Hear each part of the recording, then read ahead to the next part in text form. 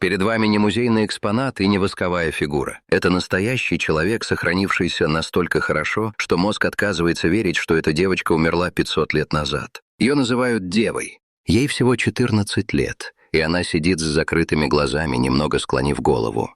Руки сложены на коленях, лицо спокойное, кожа целая, ногти целые, косы аккуратно заплетены, ресницы на месте. Когда археологи впервые увидели ее, они переговаривались шепотом, потому что, по словам руководителя экспедиции, им казалось, что они могут ее разбудить. Каждый год тысячи людей приезжают в аргентинский город Сальта, чтобы постоять перед стеклом и посмотреть на нее. Многие уходят в слезах, потому что к такому невозможно подготовиться. Куратор музея, который работает рядом с ней уже много лет, говорит об этом так. Когда люди встречаются с Девой, они испытывают настоящий шок, потому что трудно принять смерть этой девочки и трудно осознать, что она не просто спит. Ее нашли в 1999 на вершине вулкана в Андах, на высоте почти 7 километров, в вечной мерзлоте, совсем одну. На теле не было ни единого следа борьбы. Зато в ее желудке сохранилась еда. Она поела примерно за 2 часа до того, как умерла. Что именно произошло на той вершине 500 лет назад, ученые пытались понять на протяжении многих лет. И ответ, который они в итоге нашли, оказался куда более невероятным, чем кто-либо мог предположить.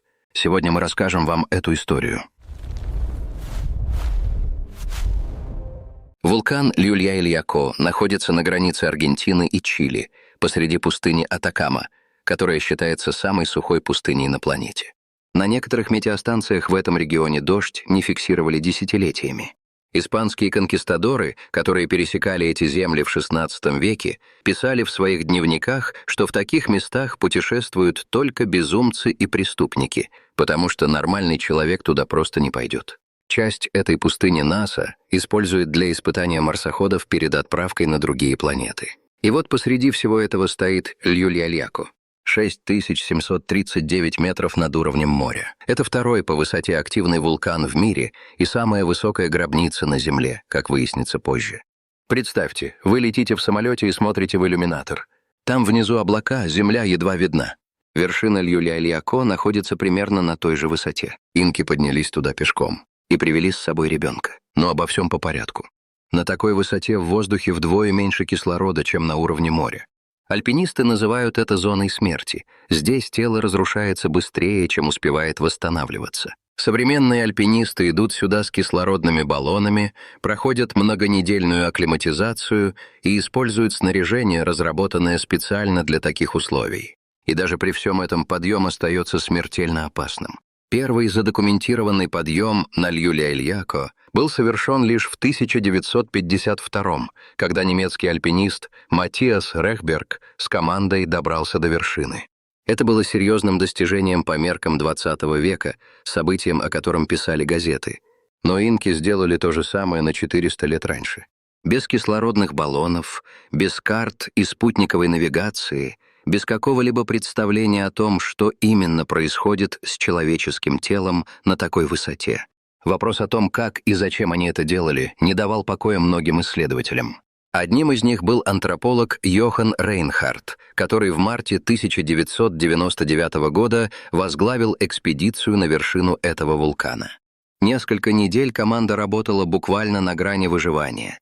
Разреженный воздух, сильнейший холод и ветер, который не стихал ни на минуту.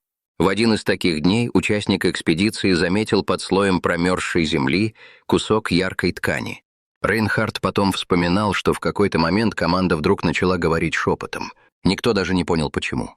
Когда находку откопали и стали снимать ткань слой за слоем, они увидели ее руки, идеально сохранившиеся, будто девушка просто сидит и спит.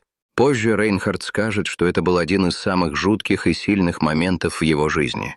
Именно тогда все поняли. Перед ними, возможно, самая хорошо сохранившаяся мумия в мире. Вместе с ней в захоронении лежала целая коллекция предметов: керамика, статуэтки из золота и серебра, ткани с орнаментами, перья. Все это выглядело совершенно нетронутым. Ни одного помятого пера, ни одного выцветшего цвета. Как будто все эти предметы положили туда не 500 лет назад, а совсем недавно. Рейнхард назвал это мечтой археолога. Но сразу появились вопросы, которые будут преследовать ученых на протяжении многих лет. Кто эта девушка? И что с ней произошло? Первым делом ученые попытались понять, кем была эта девочка. Ее настоящее имя уже навсегда потеряно, но исследователи хотели хотя бы выяснить, откуда она пришла и какое место занимала в обществе, которое привело ее на эту вершину. Компьютерная томография дала первые ответы.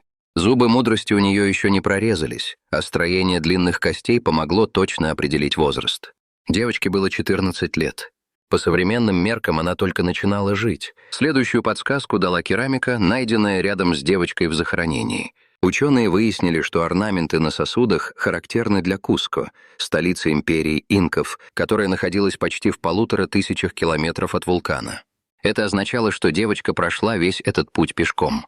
Инки не использовали ни лошадей, ни колесный транспорт. Она пересекла пустыню Атакама, поднялась через каменные перевалы и прошла по высокогорью, где даже взрослые мужчины часто погибали от холода и нехватки кислорода.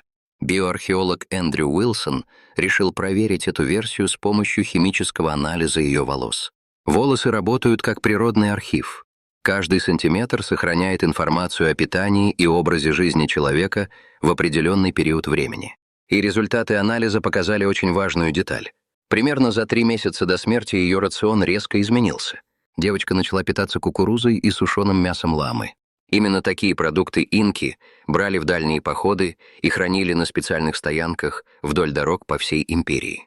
По сути, химический состав ее волос подтвердил, что перед смертью она совершила долгое пешее путешествие через огромную территорию.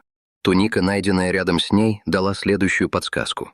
Это была мужская одежда, явно не ее собственная. На ткани был орнамент в виде маленьких квадратов, которые специалисты по культуре инков опознали сразу. Такой рисунок означал принадлежность к высшим слоям общества, к людям, связанным непосредственно с властью. По всей видимости, эта туника принадлежала ее отцу, и он оставил ее рядом с дочерью как прощальный дар богам. А это, в свою очередь, означало, что отец, скорее всего, был рядом, присутствовал при погребении и наблюдал за всем, что происходило на вершине. Но самой важной находкой оказался головной убор. Археологи назвали его лучшим образцом такого украшения из всех, что когда-либо удавалось найти. Плотная корона из перьев сохранилась в идеальном состоянии. Для инков перья ценились даже выше золота, а такие уборы использовали только во время особых церемоний. Куратор музея много лет изучала эту находку и пришла к однозначному выводу. Такие головные уборы носили только Девы Солнца, девушки, которых инки посвящали служению своему главному божеству. Девы Солнца были известны по всей империи инков, от побережья Тихого океана до джунглей Амазонии. Хроники, написанные уже после испанского завоевания, описывают их подробно. Каждый год по всей территории империи специальные чиновники отправлялись в провинции и отбирали девочек для служения Богу Солнца. Критериев было несколько: красота, здоровье, безупречное происхождение и какая-то особая харизма, которую сложно описать словами, но которую отборщики умели распознавать. Некоторым избранным девочкам было всего 6 или 8 лет, когда за ними приходили. После отбора девочка навсегда покидала семью. Родители не имели права возражать, и более того, в большинстве случаев они сами предлагали дочерей, потому что это считалось огромной честью для всей семьи. Девочку забирали и отправляли в специальное учреждение, которое переводится как «Дом избранных женщин». Эти здания строились по особому принципу: толстые каменные стены, узкие входы и, самое главное, никаких окон. Девочки жили в полной изоляции от внешнего мира, не видели улицы, не общались с посторонними, не имели права выходить без сопровождения. Сегодня в Куско можно пройти мимо этих стен. Они сохранились, вросли в городскую застройку, и туристы фотографируют их, не зная, что за этими камнями столетиями жили дети, которых больше никто никогда не видел. Жизнь этих девочек одновременно напоминала жизнь монахинь и жриц. Они готовили священные подношения для Бога Солнца, ткали ритуальные ткани и участвовали в обрядах. Их обучали всему, что считалось необходимым для служения: готовить священный кукурузный напиток для церемоний, поддерживать ритуальные огни, исполнять обрядовые песни и ткать сложные ткани для храмов. Но главным правилом оставалась абсолютная чистота — физическая, духовная и ритуальная. Любое нарушение этих правил считалось тяжким преступлением и могло закончиться смертью. Одних со временем отдавали в жены знатным людям как знак императорской милости, других оставляли при храмах на всю жизнь. Но для немногих, самых избранных, предназначалась особая роль. Их выбирали для того, что инки называли не жертвоприношением, а подношением. Этих девочек считали величайшим даром, который люди могли преподнести богам.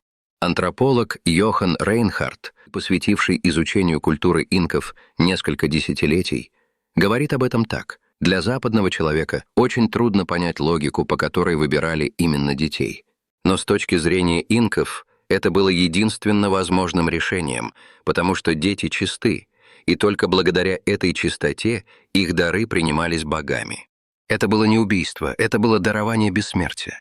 Ребенок, принесенный в дар, становился частью горы, частью мира богов, и жил там вечно. Когда мумию впервые начали исследовать, ученые столкнулись с неожиданной проблемой. Тело сохранилось настолько хорошо, что исследователи получили огромное количество деталей, которые обычно не доживают до нашего времени. Но именно это только усложнило расследование. На теле не нашли признаков болезни. Не нашли и следов серьезных травм. Причина смерти оставалась непонятной. Судебный патологоанатом Ричард Шеперд, расследовавший за свою карьеру сотни подозрительных смертей, начал с компьютерной томографии. Это единственный способ заглянуть внутрь тела, не нарушая его целостности, потому что вскрытие в данном случае было исключено полностью. Мумия слишком хрупкая, и любое механическое вмешательство уничтожило бы то, что 500 лет сохраняла вечная мерзлота. Ее вывезли из музея ночью, в морозильной камере, когда температура воздуха была минимальной, и доставили в местную больницу, где она стала самым древним пациентом в истории этого учреждения. Переломов и любых других повреждений костей снимки не показали. На такой высоте температура легко опускается до минус 30 градусов, а сильный ветер делает холод еще опаснее. Казалось, именно это могло убить девочку. Но эта версия снова не подтвердилась. Сильное переохлаждение оставляет следы на ступнях, но ее ноги сохранились без каких-либо повреждений. Зато в желудке обнаружилось кое-что неожиданное. Там была еда. Это означало, что она поела примерно за 2 часа до смерти, что полностью исключало долгую мучительную агонию и указывало на быструю, внезапную смерть. Человек, который знает, что умирает, обычно не ест.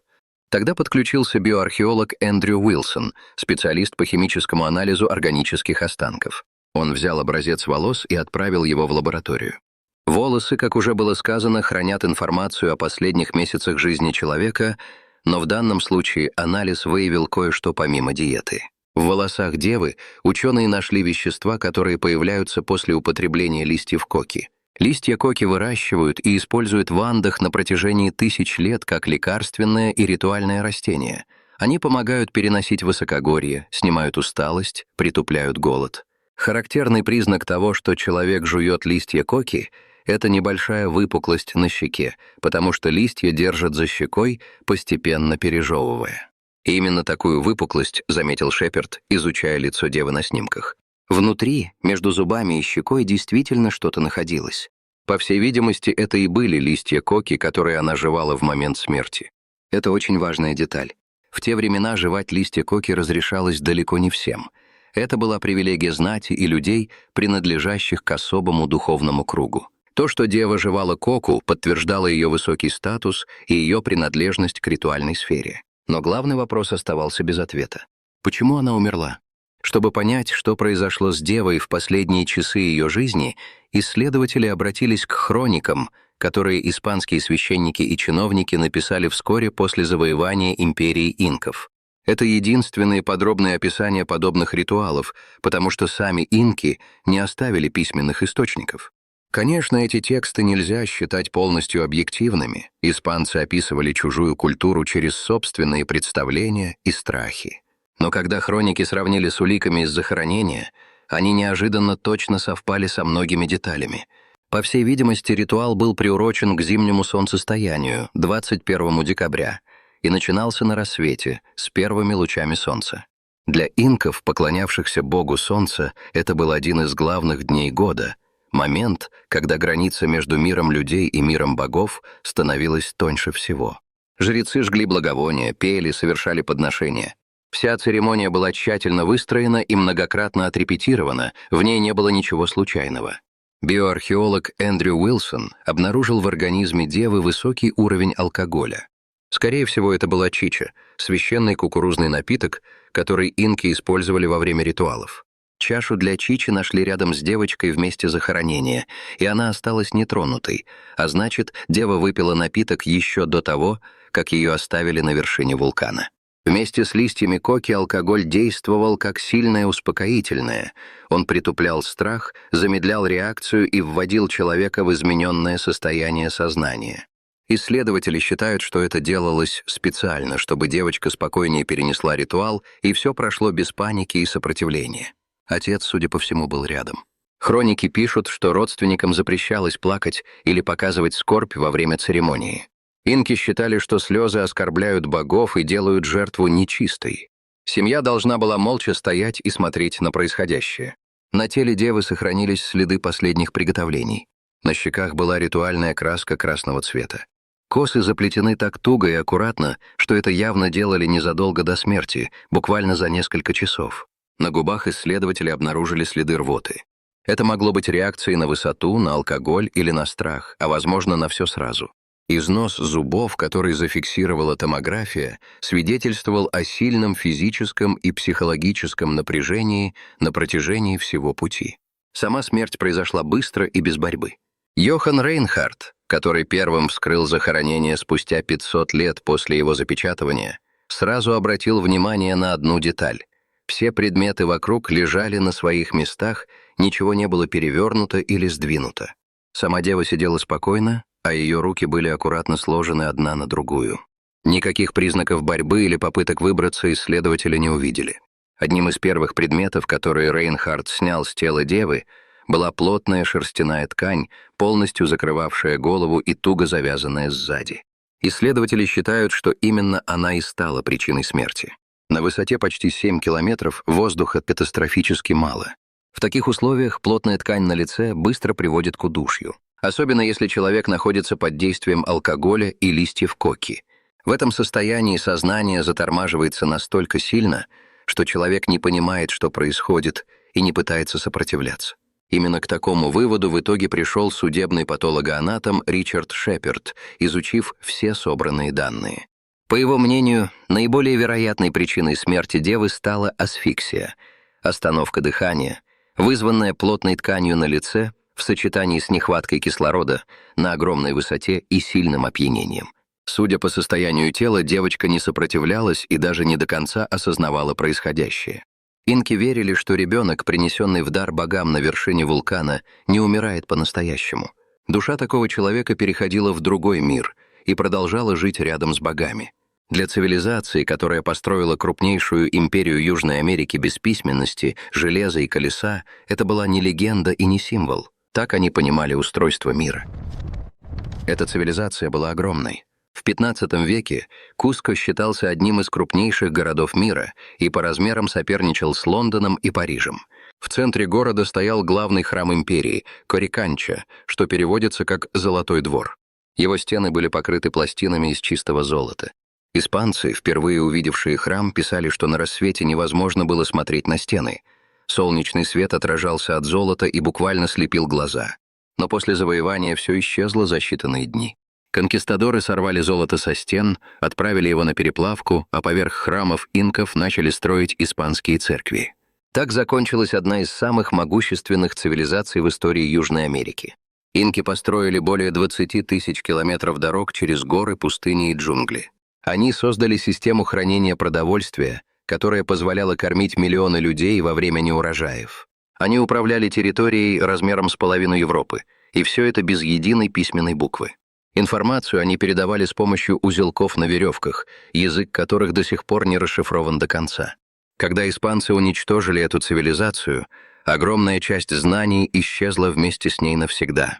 И при всем этом именно детей они считали самым ценным даром, который можно преподнести богам. Та девочка была далеко не единственной жертвой.